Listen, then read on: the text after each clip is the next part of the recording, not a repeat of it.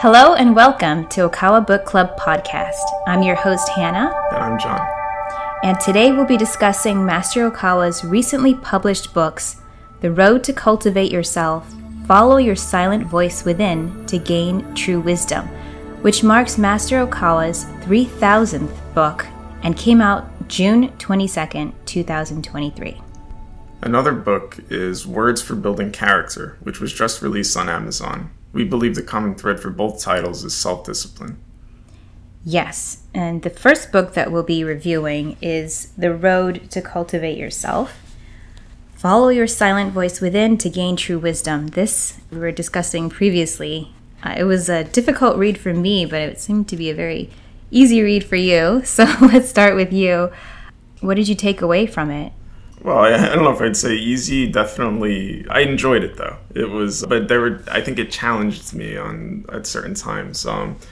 But I suppose we can introduce the content, the table of contents. So it consists of 3 chapters. Chapter 1 is Follow Your Silent Voice. Chapter 2, The Road to Cultivate Yourself, and Chapter 3, Spiritual Ability and the Right Way of Life. So I really liked that everything in this book was like the middle way. It was everything. There was almost a contradiction. It was like you have to do one side, but you also have to do the other. And there was this prevailing theme I felt of looking at the world the way it is now and accepting the fact that you can't just look at the way society is to become what you are authentically meant to be. And the only way that you're going to do that is by turning inwards and being more diligent in training yourself and accumulating wisdom, reading, studying, learning to observe the world, and learning to be comfortable sort of in solitude, but at the same time that not disconnecting from the world, like becoming, and that was one point was made, I can paraphrase, and it was to the effect of be alone but become closer, take an interest in society. And so I think if you're taking an interest in society when you're out in the world, your perspectives of society are going to very much be influenced by everything around you and everybody around you to one degree or another.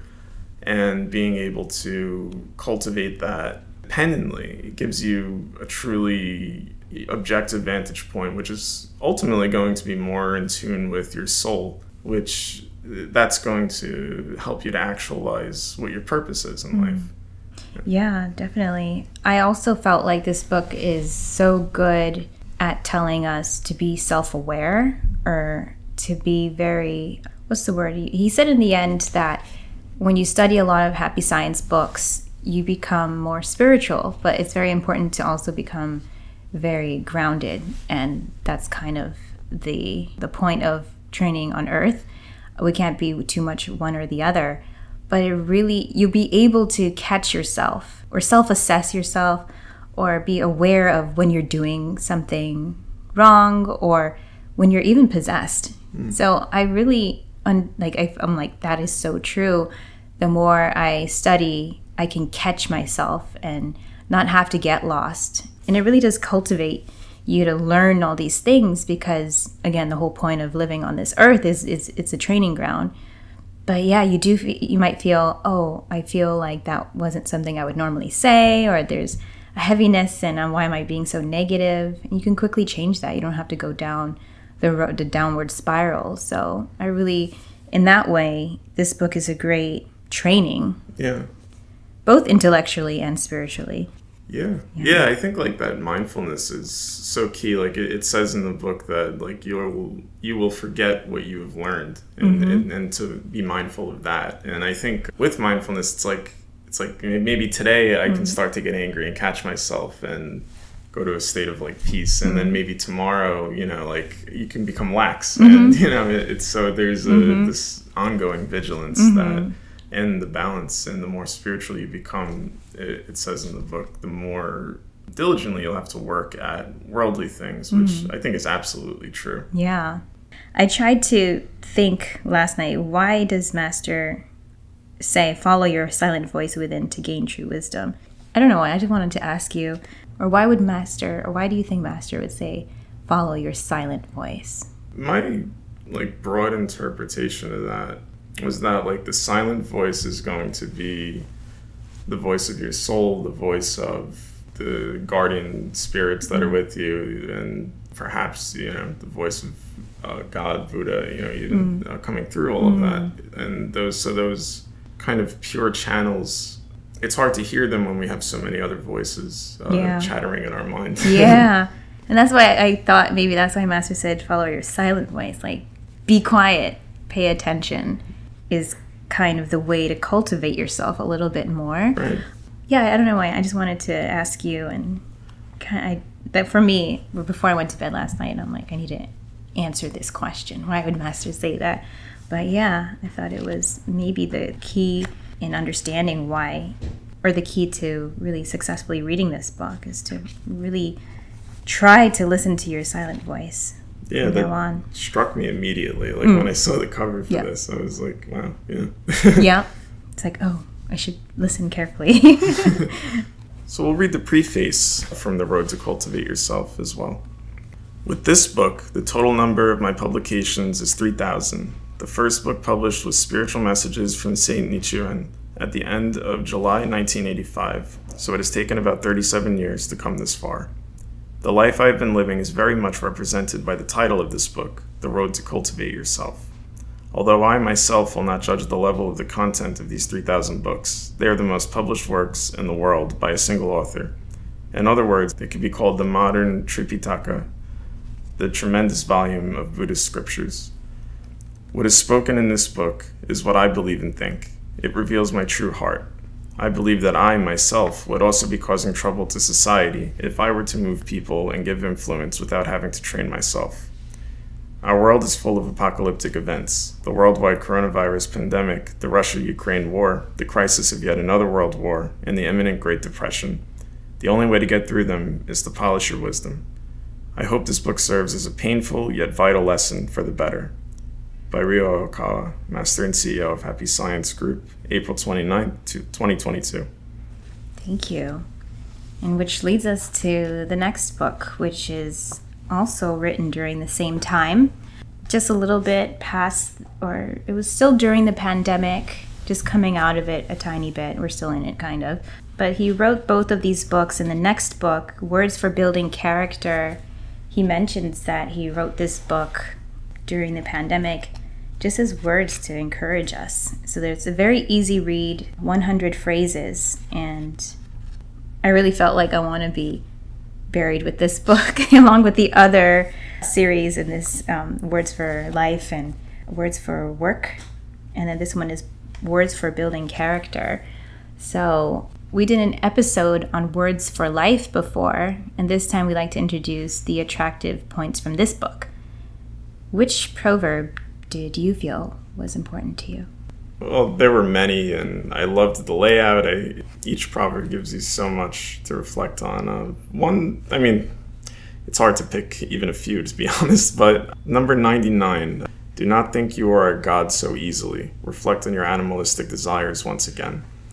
I feel like that struck so true, I think, for human nature, because I do think humans, like, we exist in a pretty unique state of being. Like, and in many ways we can be said to resemble animals, and yet we also, there's obvious differences, and I think those differences cause us to sometimes, not that we necessarily think consciously I'm a god, although some people I suppose might, but more that we just go through the world and through life with this assumption that we are superior, we are, at the top. And I think that remembering that we are all nonetheless struggling with animalistic desires. I mean, if you drink coffee and you wake up in the morning and you're like, I need my coffee, that's, that's a desire, or a survival mechanism. Right. Yeah. And we have so many of those. And I think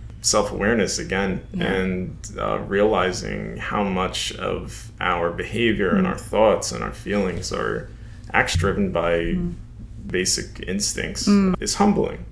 Because we're not going to escape that necessarily, but I think understanding that because of that we're not necessarily superior. We're humans, you know, we have a soul, but we also have this somewhat animal body. So yeah, and I think I'm thinking on what you're saying.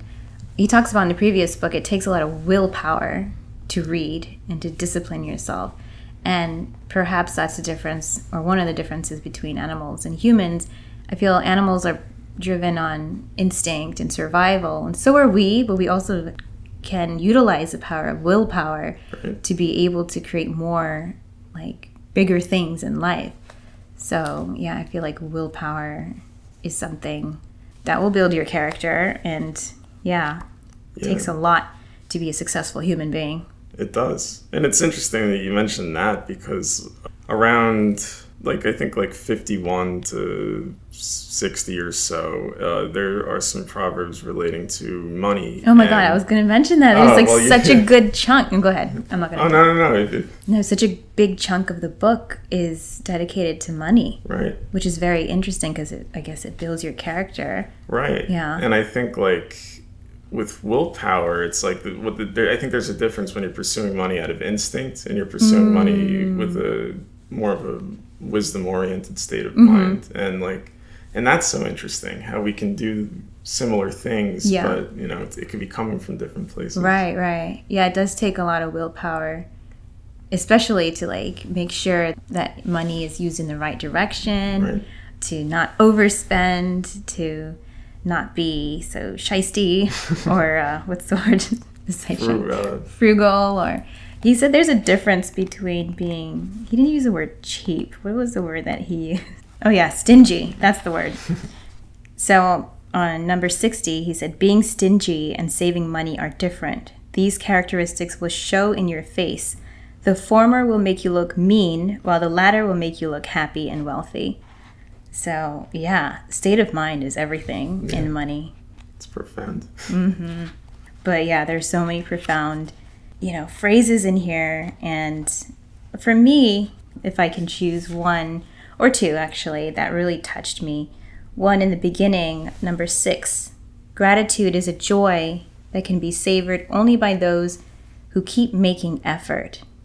I thought that was so beautiful and so deep, and I haven't gotten to the bottom of it yet, but something that will keep you making effort, because if you're not at that gratitude state yet, then you haven't made enough effort, perhaps. Yeah. So I felt like there's so much more we can do, and there's so much beauty in making effort, and the joy of gratitude is a very beautiful state of mind and a very blissful and happy and I would say spiritual state of mind. So yeah, number 6 really touched my heart. And then if I can choose another one, number 98. Faith is like getting your head above water and taking in air. I was like, whoa, that is so true. I took a big deep breath after that one. I was like, oh, that feels so good. But it's also, wow, so many people are suffering, drowning underwater, and not taking that big deep breath. So yeah, faith is life. Yeah, I had actually forgotten that one, but yeah, I mean, it's just incredibly profound. Yeah, because it is like, that is the feeling, and I think that before you have it, and sometimes even that could take effort, Yep. And like, it's also a beautiful reminder. It's like, so maybe I'll put it on my refrigerator, but it's like, if you're suffering, aka drowning, or if you feel like you're in the midst of turmoil, just stop and like put your head up, or be faithful, or choose a faithful way of living or thinking, and then you can take that big deep breath of air in. Yeah, you're not carrying the whole burden on yourself, and at the same time taking responsibility for what is yours. Yep. Yeah. So this book, as you can see, is very, very profound, and we only touched on a few of them, but it's a beautiful book, and it's the words for building character, but it really does also build your faith, I think, this book, in a very deep way. So yeah, that's about it. The Road to Cultivate Yourself is available at major bookstores such as Barnes & Noble and Amazon. Words for Building Character is available on Amazon. For more information, please visit okawabooks.com. Also, please look out for Words for Work, which will be coming out soon. That's all for today. Thank you for listening. Until next time. Thank you. Thank you.